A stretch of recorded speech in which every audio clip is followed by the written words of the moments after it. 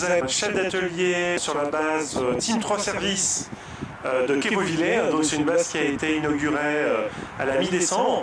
Team 3 Services est concessionnaire John Deere sur une partie de la région Picardie et Nord-Pas-de-Calais. Thierry, on est devant un John Deere 6150R. Donc c'est un tracteur polyvalent chez John Deere. Tout à fait. Qui s'adapte à quel type d'agriculteur? C'était plutôt destiné à une polyculture élevage, parce que c'est un tracteur qui peut s'adapter à différents types d'utilisation. D'accord. Alors, le 6150R, c'est un tracteur de 150 chevaux avec une surpuissance? Oui, tout à fait. Il y a une surpuissance active qui se déclenche dans différentes conditions, soit au niveau du transport à une certaine vitesse, soit à l'utilisation à la prise de force, ce qui nous permet d'avoir une vingtaine de chevaux supplémentaires. D'accord. Au niveau empattement, c'est un tracteur qui fait 2,765 m. Oui, tout à fait. Il est équipé en quoi à l'avant Alors, à l'avant, il est équipé en 540 65 30. Ouais. Et à l'arrière en 620 70 42, ce qui fait une monte relativement importante pour ce type de tracteur-là. On peut l'avoir avec des dimensions inférieures si on le souhaite. D'accord. C'est un tracteur à châssis intégral? Oui, tout à fait. C'est un châssis. Depuis pas mal d'années, John Deere fabrique des châssis intégrales, et ce qui permet d'alléger un petit peu le tracteur et d'adapter un relevage avant ou des chargeurs sans trop de contraintes mécaniques autour. Alors Thierry, à l'arrière, qu'est-ce qu'il y a comme particularité à souligner? Je pense notamment la suspension de cabine. Oui, tout à fait. C'est une cabine suspendue avec deux amortisseurs et une gestion de la hauteur pilotée par un boîtier. On peut avoir un siège basse fréquence aussi si nécessaire. D'accord. Il est aussi équipé de 4 distributeurs électro-hydrauliques avec une programmation qu'on peut réaliser à partir du command center dans la cabine, au niveau débit et au niveau temporisation.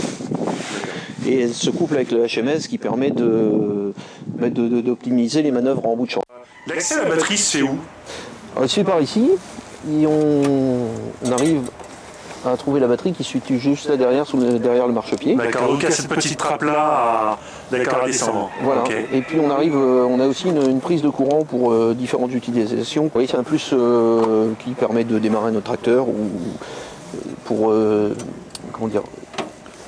récupérer de la puissance à ce niveau-là. D'accord.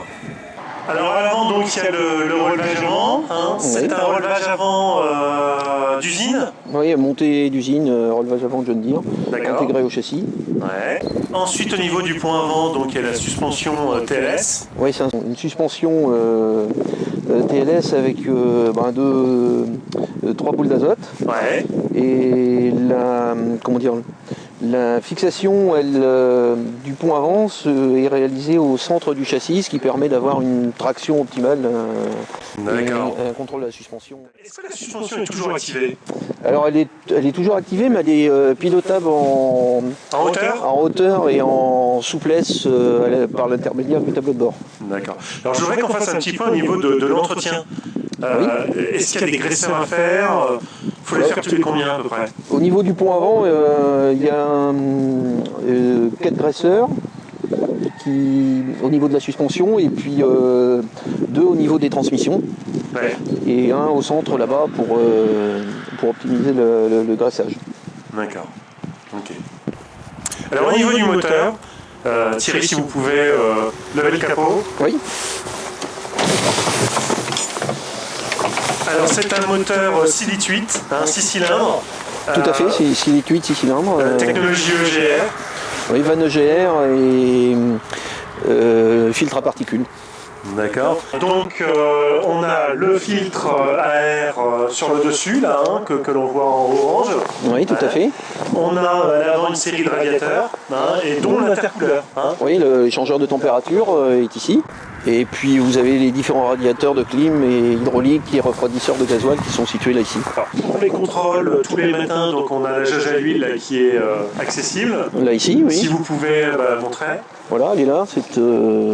On la tire à ce niveau-ci. Et puis le complément, du moins le remplissage d'huile éventuel, il est situé là juste au-dessus. Derrière le capot latéral, on a en fait le collecteur d'échappement Oui. et le premier dispositif de la technologie EGR. Qui est le refroidisseur de gaz recyclé. Ensuite, une partie de ces gaz va être réincorporée au niveau de la mission via une vanne EGR qui est désormais une vanne papillon, c'est ça hein? Oui, tout à fait. C'est une vanne papillon qui est située là ici, là juste là derrière, et pilotée par un petit moteur dessus qui calibre la quantité de gaz à recycler. D'accord. Auparavant, sur les séries précédentes, ce n'était pas une vanne... C'était des vannes à boisseau. Oui, qui pouvaient se gripper. Là c'est sûr qu'il y a moins de... Ah bah c'est une vanne où on ne rencontre aucun souci à l'heure actuelle. C'est d'ailleurs pour ça qu'elle a été adoptée en production sur tous les types de moteurs. À l'avant, on trouve le préfiltre à carburant. Oui, préfiltre à carburant, facile d'accès avec son bol en verre qui permet de vérifier l'état du carburant. Donc alors, de toute façon, on a une sonde qui prévient si jamais il y avait de l'eau, présence d'eau dans le bol. Tout à fait, elle est située là-dessous. C'est une sonde qui avertit le conducteur d'une part et puis qui crée une réduction de puissance au niveau du moteur en avertissant qu'il y a de l'eau dans le... D'ailleurs, ici c'est le préfiltre, vous avez un second filtre derrière encore plus fin qui permet de... Alors justement, il est où ce second filtre? Alors il est de l'autre côté derrière la plaque là ici. D'accord. Et il a changé tous les combien ce second filtre? C'est programmé au niveau constructeur tous les 500 heures. Au niveau des filtres hydrauliques moteurs, où se situe-t-il?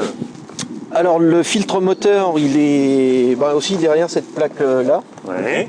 Et les filtres hydrauliques, il y en a un à l'entrée de la boîte. Alors là, vous parlez de l'huile hydraulique de travail. De travail, oui. Parce qu'ici, on est en présence d'un autopower, oui, d'une transmission autopower. C'est une transmission autopower. À variation continue. Voilà. L'huile de travail et l'huile de boîte de la transmission, c'est un ensemble hydraulique. Oui, c'est le carter du différentiel et le carter de boîte sont communs et l'huile est identique pour tous ses composants. D'accord. Okay. Et ça a changé tous les combien, le filtre à huile de travail, alors, le filtre à huile de transmission? Sur les boîtes autopower, c'est à remplacer toutes les 500 heures.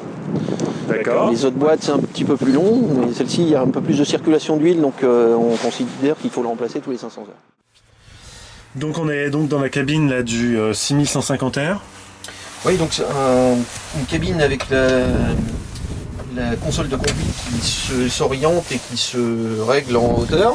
D'accord. Télescopique. Télescopique, oui, tout à fait, qui permet de descendre relativement facilement. Donc vous avez le command center ici, puis les différents... Le command center, il est dans tous les tracteurs 6150R? Oui. C'est pas une option? C'est pas une option. D'accord. Et ici vous avez le command arm qui permet de piloter les distributeurs auxiliaires qu'on évoquait la présence tout à l'heure, et le relevage, la prise de force et la boîte de vitesse en l'occurrence. D'accord. Alors c'est-à-dire que par exemple pour faire la temporisation, il faut aller dans l'écran. Voilà. C'est un écran tactile? Alors celui-ci c'est un écran tactile. Ça c'est.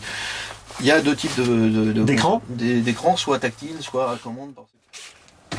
Alors le command arm suit le pivotement du siège? Oui, tout à fait, c'est lié au siège, donc ça suit les mouvements latéraux et les mouvements longitudinaux, vous voyez, comme ça. Et donc, on a toujours le... Ouais, quand on laboure, voilà. Qu'il faut se retourner, d'accord. Et c'est réglable en distance, qui permet d'avoir la bonne longueur pour avoir les commandes à portée de main. Alors qu'est-ce qu'il en est aujourd'hui, la boîte Autopower chez John Deere? C'est une boîte qui permet d'aller de quelle vitesse à quelle vitesse? Ça va de quelques mètres heure jusqu'à 40 mètres heure. D'accord. Tout dans le mode transport permettant de redescendre jusqu'à 1500 tours au niveau de régime moteur quand il ne nécessite pas de charge pour emmener la remorque ou autre équipement à l'arrière. D'accord. Alors comment ça se passe? On rentre une vitesse objectif? On la programme à partir du command center et on choisit soit une vitesse maximum pour des utilisations dans les champs ou une vitesse de transport, et la boîte s'adapte automatiquement à l'utilisation. Elle prend en compte le fait d'avoir enclenché la prise de force, elle prend en compte la position de l'accélérateur. Et on peut aussi, en chargeur, on peut aussi commander avec la pédale d'accélérateur le déplacement, la vitesse de déplacement de la boîte. On a entendu il y a quelques années des petits soucis sur la boîte Autopower, notamment sur les séries 6010, pardon. Qu'est-ce qu'il en est aujourd'hui en fait? C'est une boîte qui a énormément évolué et a gagné énormément en fiabilité. Toutes les petites erreurs du passé ont été corrigées. John Deere a aussi à cette époque-là accompagné les clients pour que ça n'ait pas de conséquences particulières. La série 30 avait ce type de boîte Autopower sur lesquelles on peut considérer qu'on ne rencontre plus de problèmes maintenant. Et puis celle de ce tracteur-ci est une évolution de la précédente. Et donc, ce que vous voulez dire, c'est que le 6150R a la même boîte Autopower que le 6930. Tout à fait, oui. Qui ne rencontrait pas de difficultés. Et on n'a pas rencontré de difficultés sur la série 30. D'accord.